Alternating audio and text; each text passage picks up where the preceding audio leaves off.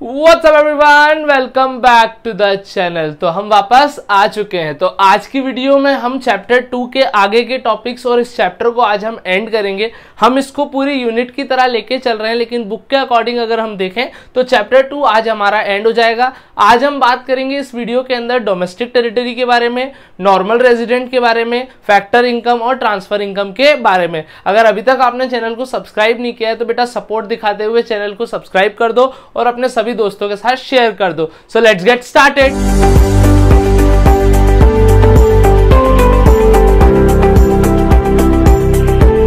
चलिए अब हम बात कर लेते हैं डोमेस्टिक टेरिटरी की। डोमेस्टिक टेरिटरी का मतलब होता है political frontiers of a country. किसी भी देश की बॉर्डर्स को हम क्या बोलते हैं बेटा? उसकी domestic territory. Let us suppose ये हमारा इंडिया है, तो ये जो आसपास इसके आजू बाजू ये मैंने बनाया हुआ है, ये क्या है? इसकी बॉर्डर्स है। तो ये हमारी क्या है? पॉलिटिकल फ्रंटियर्स है। अब एक नॉर्मल सेंस की अगर हम बात करते हैं तो डोमेस्टिक टेरिटरी अगर एक कॉमन बच्चा समझेगा तो borders of a country. But अगर हम इकोनॉमिक्स के अंदर डोमेस्टिक टेरिटरी को पढ़ रहे हैं तो इसके अंदर कुछ और भी चीजें इंक्लूड की जाती है। जैसे सबसे पहला आता है टेरिटोरियल वाटर्स। जरूरी नहीं है ये वाटर पे ही, जरूरी नहीं है कि ये लैंड पर ही हो, बल्कि ये वाटर के अंदर भी होती है। सर वाटर के अंदर हमारी डोमेस्टिक टेरिटरी कहां तक होती है? तो बेटा वो होती है 200 नॉटिकल माइल्स तक। जैसे इंडियन ओशन भी हमारी डोमेस्टिक टेरिटरी का पार्ट है। दूसरा आता है एम्बेसीज। दूसरा क्या आता है हमारे पास? एम्बेसी। एम्बेसी की अगर हम बात करें तो फॉर एग्जांपल कोई इंडियन ऑस्ट्रेलिया घूमने गया है। कहां घूमने गया है बेटा?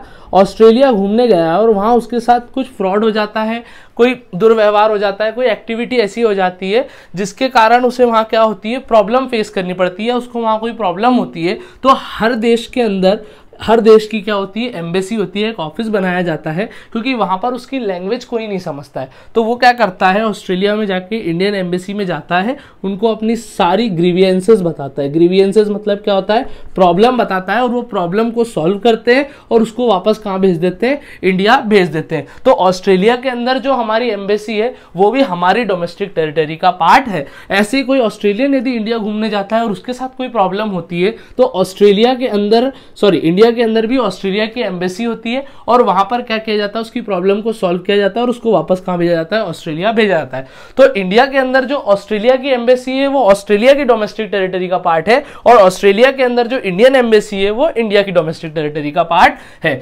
Military establishment of a country located abroad. For example Indian soldier कहां आ गए? ऑस्ट्रेलिया आ गए। कहां पर आ गए बेटा? ऑस्ट्रेलिया आ गए और यहां पर उनने क्या लगाया है? कैंप लगाया है, या वो प्रैक्टिस करने आए हैं ऑस्ट्रेलियन सोल्जर के साथ। तो यहां पर जितने भी इंडियन सोल्जर ने आके कैंप लगाया है वो भी हमारी डोमेस्टिक टेरिटरी का पार्ट होगा। ऐसे ही अगर ऑस्ट्रेलियन सोल्जर इंडिया में जाके क्या करते हैं? ट्रेनिंग करते हैं, प्रैक्टिस करते हैं, कैंप लगाते हैं, तो वो ऑस्ट्रेलिया की डोमेस्टिक टेरिटरी का पार्ट कहलाएगा। फिशिंग वेसल, मछली पालन करना, oil and natural gas rigs. ये जो इंटरनेशनल वाटर होता है, ये जो इंटरनेशनल वाटर होता है, यहां पर पता है रिग्स लगे रहते हैं। रिग्स का मतलब होता है बेटा कंटेनर्स। क्या होता है?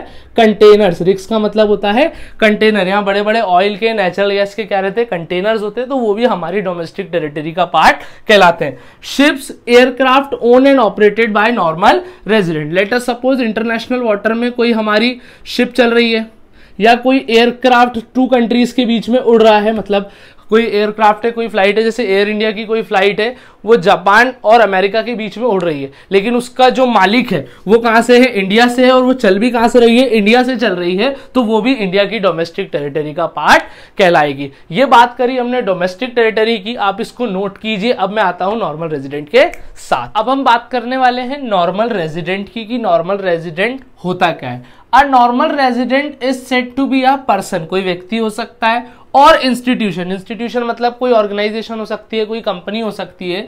Who ordinary resides in a country. जो एक कंट्री के अंदर रहते हैं for a period more than 1 year और अप टू 1 ईयर। जो 1 साल से ज्यादा या 1 साल के लिए किसी कंट्री के अंदर रहते हैं। And who centre of economic interest lies in that country. Who centre of economic interest का मतलब क्या होता है? एक पहली चीज तो वो कहाँ रिसाइड करना चाहिए? उस कंट्री के अंदर रहने चाहिए। दूसरा अपनी basic activity. Sir basic activity क्या होता है? अर्निंग की, स्पेंडिंग की, कंजम्पशन वो कहाँ करे? उसी देश के अंदर करे। तो उसको उस देश का क्या बोल दिया जाता है बेटा? नॉर्मल रेजिडेंट बोल दिया जाता है। अब इसके अंदर कुछ चीजें इंक्लूड नहीं की जाती, जैसे for example foreign tourist and visitor. Let us suppose ये इंडिया है, और ये हमारे पास वापस ले लेते हैं हम, ऑस्ट्रेलिया है। क्या है? ऑस्ट्रेलिया है। ये इंडिया है, ये ऑस्ट्रेलिया है।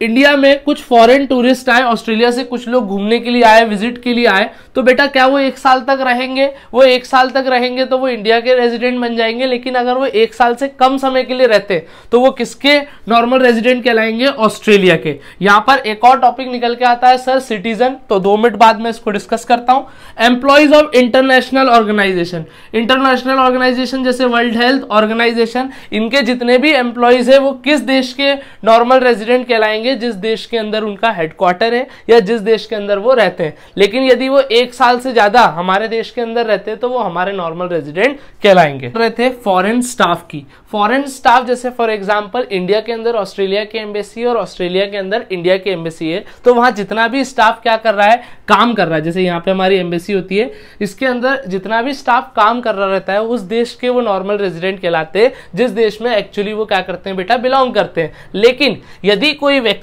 हमारे देश में 1 साल से ज्यादा के लिए रहता है तो वो हमारे देश का क्या बन जाता है? रेजिडेंट बन जाता है। सर बार बार आप एक लाइन क्यों बोल रहे हो? पीरियड ऑफ 1 ईयर, ये सबसे इंपॉर्टेंट लाइन है नॉर्मल रेजिडेंट को पहचानने के लिए। एक इंसान जब नॉर्मल रेजिडेंट बनेगा जिसका सेंटर ऑफ इकोनॉमिक इंटरेस्ट भी इसी देश के अंदर आएगा और वो कितने समय तक रहेगा? 1 साल तक के लिए हमारे पास रहेगा, मतलब हमारे देश के अंदर रहेगा। तीसरा आता है क्रू मेंबर्स। क्रू मेंबर्स वो होते हैं जैसे फिशिंग वेसल्स वाले होते हैं या बड़े बड़े शिप पे क्रू पे जाते हैं, घूमने के लिए जाते हैं, तो उस केस के अंदर अगर वो 1 साल से ज्यादा किसी कंट्री के अंदर रहते हैं तो वो उस देश के क्या बन जाते हैं? नॉर्मल रेजिडेंट बन जाते हैं। अगला पॉइंट आता है बॉर्डर वर्कर्स, और ये बॉर्डर वर्कर जो है बेटा मोस्ट इंपॉर्टेंट पॉइंट है। ये नेपाल को ध्यान में रखते हुए आया था। जनरली नेपाल की जो बॉर्डर है वो हमारे इंडिया से क्या है? लगी हुई है। जैसे अगर हम बात करें नेपाल की, तो जो नेपाल की बॉर्डर है वो हमारे इंडिया से क्या है बेटा? लगभग लगी हुई है। तो जो वर्कर्स होते हैं वो काम करने के लिए क्या करते हैं? यहाँ से यहाँ माइग्रेट करते रहते हैं।